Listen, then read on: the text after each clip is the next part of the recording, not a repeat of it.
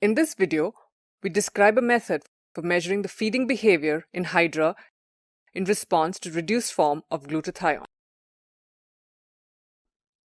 Hydra feeds on a variety of animals, nematodes, crustaceans, and newly hatched fishes.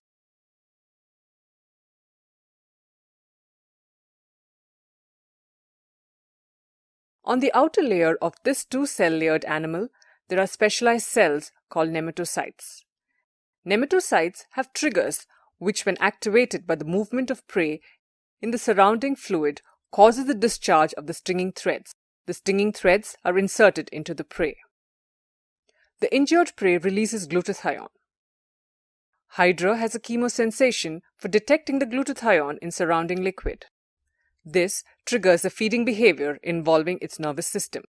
The feeding behavior in Hydra includes curling of the tentacles to bring the prey towards a hypostome, opening of the mouth, and engulfing of the prey. In fact, adding glutathione to the surroundings causes the feeding reaction in Hydra even in the absence of prey. To understand the interplay of chemosensation and nervous system, we need to quantize the behavior and create accurate and dependable measures. In a few earlier reports, the time for which mouth of the Hydra remains open is taken as a measure of the feeding response. But observing the duration of mouth opening in the Hydra polyps is tedious and is subject to variation induced by uncontrollable parameters, such as the orientation of the mouth during observations.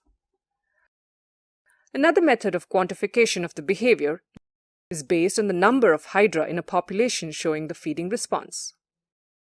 However, since feeding response is an individual quantitative parameter, the population-based approach